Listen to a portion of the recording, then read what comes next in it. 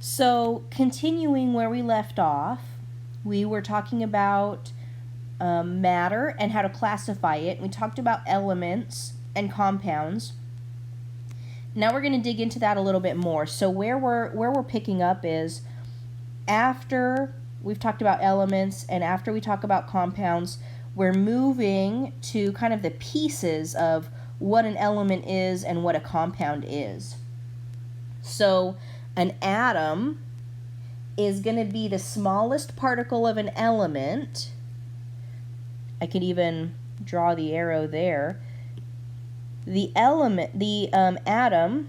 is going to be the smallest piece of an element that still has the properties of that element.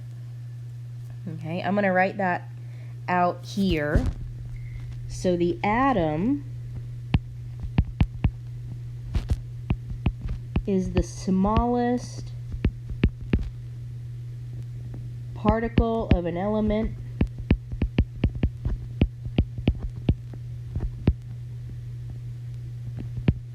that still has the properties of that element. And we're going to talk about properties a little bit later on in this video.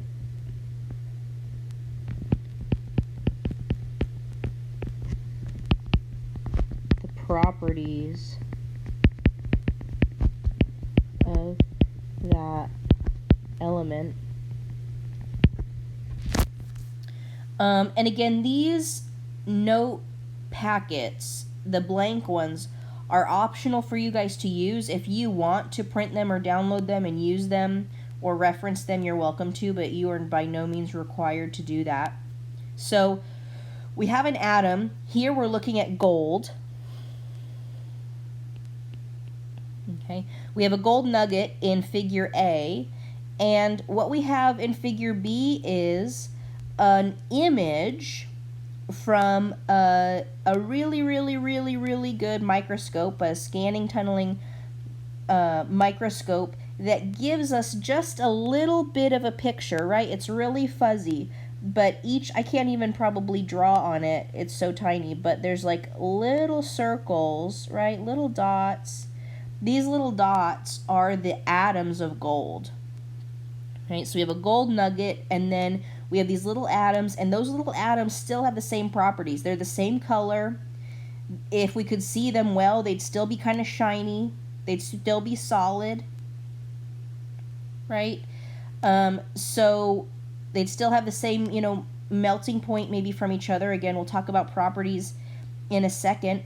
But once we go beyond that, and we said we can't go beyond that chemically, we can't get more simple than an element except by maybe other processes, then we lose all of those properties. Okay, we're going to talk about what makes an atom up. What are the particles that make an atom, if any, right? You guys maybe know if you've taken chemistry classes before, but they don't have the same properties anymore once we get beyond that. Okay, so an atom is the very smallest piece. And I'm gonna turn the page to talk about molecules. Molecules consist of more than one atom joined by a chemical bond. So two or more, so molecules. And these are all pictures and examples of molecules. Molecules are two or more atoms joined by chemical bonds. We'll talk about bonding later on in the class, but joined by chemical bonds. So if we look at this picture, right, on one side we have atoms bonded together, right? The white ones are going to be hydrogen. So we have hydrogen, we have two atoms, two of these balls joined together. We have orange, we've got like 4 orange ones joined together there. We've got 8 yellow ones, right? So we have hydrogen, oxygen, phosphorus, and sulfur. They're showing us atoms of elements that are bonded together, and that actually will still be considered an element. There's one type of element there. So molecules could be either elements, right, where there's just one type, just hydrogen, oxygen, right? We see one, you could even look and see one symbol here, right? We'll talk about symbols a little bit later on. In chapter 2, we'll start talking about that. Or if we have more than one type of symbol, like here, it builds up a little bit bigger, or in the picture we've got more than one color of ball, these are going to be our compounds. Okay, more than one type of element is going to mean we have a compound. Only one type of element, we still might have a molecule, because molecule just means more than one atom there, but that more than one atom is the same type, right? So 2 hydrogen, 2 oxygen, 4 phosphorus, 8 sulfur, all the same type is going to still be an element. Okay. And so I mentioned properties, right? I said an atom is the smallest particle of an element that still has the same properties of that element. And I want to start talking about properties for 2 reasons. One, so that you know what properties are. Right, we would be able to decide if something has the same properties as something else. Or the other reason is going to be that as we're looking at chemistry and we do chemical reactions, we're observing changes in matter. Right? We said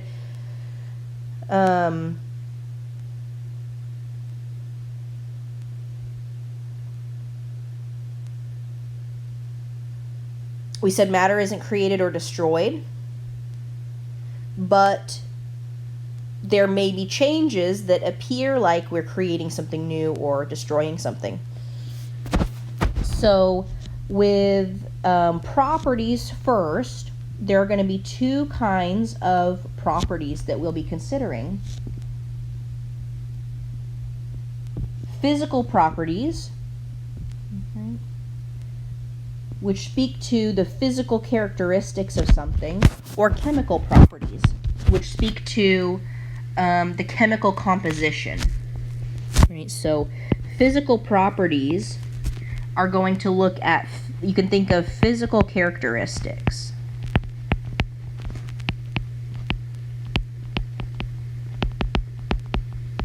Physical characteristics. So if you think of some on your own, what do you think of as a physical characteristic? You could think of size, maybe color. How big is something? What color is it? What shape is it? Okay. Some others that you may not think as much about would be like density, or hardness, maybe of metals, right? We have different hardnesses. Hardness, or temperature. What's the temperature of the substance? Or what phase is it, right? Is it a liquid, a solid, or a gas? What state of matter? Okay, so physical characteristics will describe the physical properties of the substance. Chemical properties are a little bit harder to describe because we don't think of substances and their chemical properties very often. But you could sort of try to think about maybe the chemical composition. This is just telling us what a property is, kind of, but it would be something that spoke to chemical composition or reactivity, or chemical behavior, kind of. So as far as a chemical property, we may talk about something's toxicity. Is it toxic or not? Or how toxic? Is it combustible, right? That might be like reactivity, or flammable.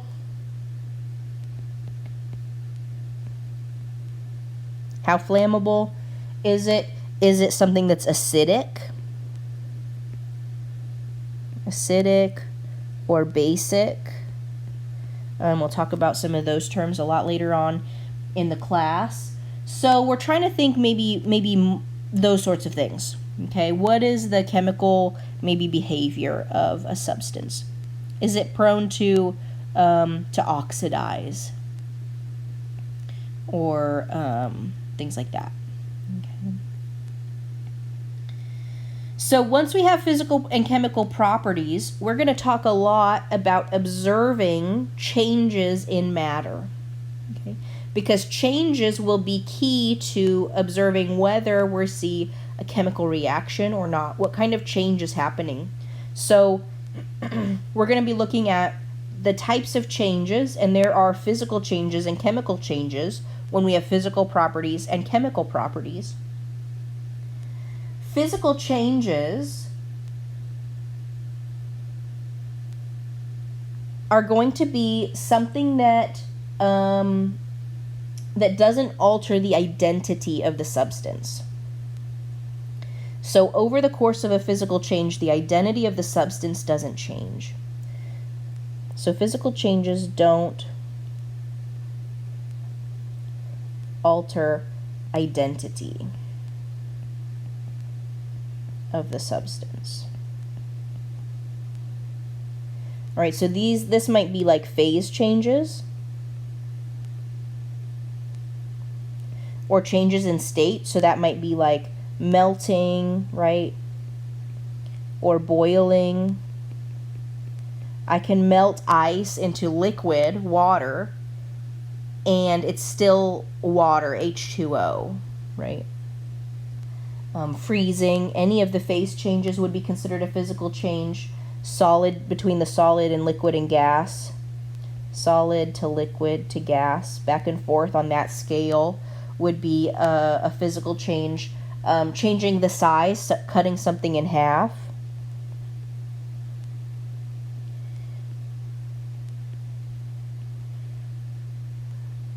Right?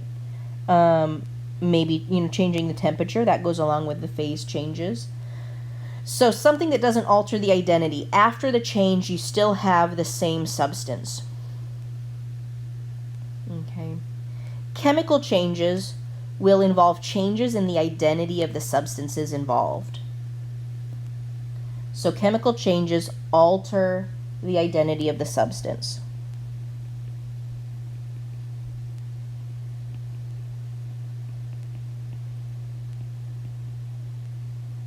Okay, alters the identity of the substance.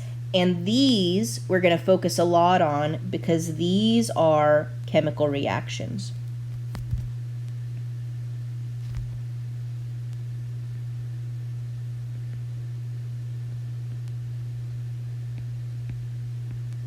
Okay, this is where we see transformation in what substances we have present. And so this might be like rusting, something rusting.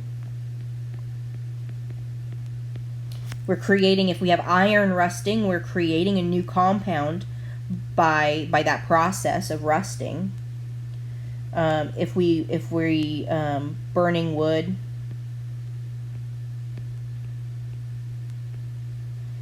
usually cooking something, cooking eggs, right? Or rotting, something rotting. Okay, there are chemical processes where after this process we have something fundamentally different. If we start out with a tree that we chop down and use as firewood, after burning the wood, right, we're changing sizes as we chop it up, but after burning it, right, lighting it on fire, we come out with different compounds than the original wood. So then the last thing, as we finish up talking about properties, this is going to be the last piece of this chapter and of this video, is looking at intensive and extensive properties And this can be found in chapter 1.3, so you can review this too. I'm going to just mention it here. Extensive properties are properties that will depend on the amount of matter present. So extensive depends on the amount of matter.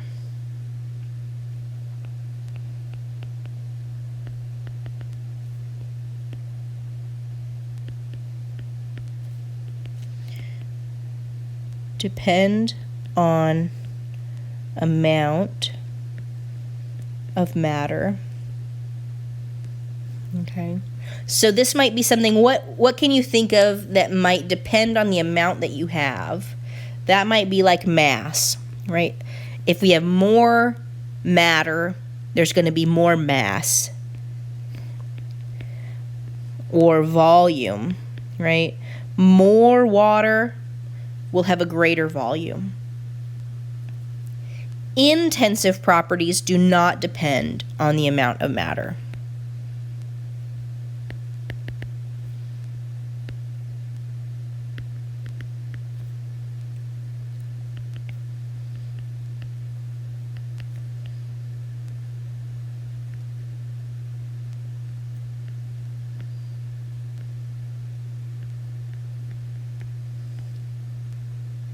Okay, and so that is going to be something that no matter how much of it I have, that property is still the same. So what we'll think of is like density is an intensive property. The density of water is the same no matter how much you have of it, right? Because density is the mass divided by volume. So if we have more of a substance, right, the mass goes up and the volume goes up, and they go up by the same factor, so that when we divide the mass and the volume, we get the same density, no matter how much of that substance we have. The other thing is temperature. Right, so temperature can be an intensive property.